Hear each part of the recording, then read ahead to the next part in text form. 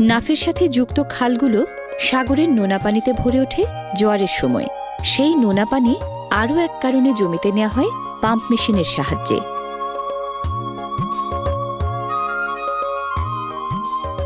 জলসেচের এই তোড়জোড় ধান, পাট কিংবা আলু পটল নয়, অন্যরকম এক ফসলের জন্য। বীজ বা চারার বালাই নেই, ফসল ফলবে শুধুই পানি থেকেই। এগুলো আসলে লবণ পাটিকা, মানে সল্ট বেড। লবণ চাষিরা সল্ট বেডের নরম কাদামাটি মসৃণ করে গড়ান চালিয়ে। নাফপাড়ের এসব সল্ট বেডে লবণ উৎপাদনের পরিমাণটা ওঠানামা করে প্রাকৃতিক জলবায়ু এবং বৃষ্টিপাতের পরিমাণের তারতম্য ঘটলে। পলিথিনে ঢাকা সল্ট বেডে রোদের তাপে পানি উবে যায় বাষ্প হয়ে, দানা বাঁধে লবণ।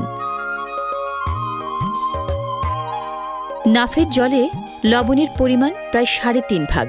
নদীর পাড়ে লবণের ক্ষেতও একরের পর একর জুড়ে। সনাতন পদ্ধতিতে লবণ তৈরির সময় লবণদানার সাথে মেশে সল্ট বেডের মাটি।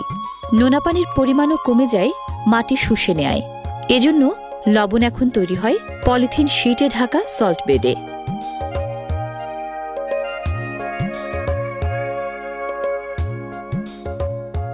সল্ট বেডের লবণ মেশানো পানির নাম ব্রাইন। দানা বাঁধা লবণের রাসায়নিক নাম সোডিয়াম ক্লোরাইড।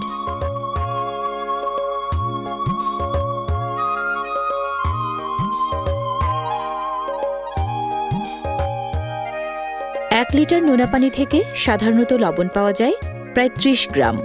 মৌসুম ভালো থাকলে প্রতি একরে মেলে ৬০০ মনের মতো। নভেম্বর থেকে মে পর্যন্ত লবণ চাষিরা প্রচুর লবণ তৈরি করে এখানে। নাফের দানে তৈরি এই রপ্তানি পণ্য প্রতি বছর বাঁচিয়ে দেয় কোটি কোটি টাকার বৈদেশিক মুদ্রা।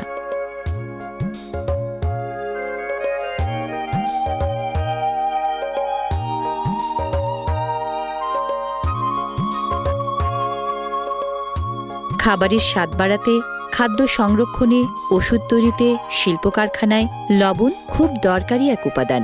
গুণের যেন শেষ নেই এই নুনের।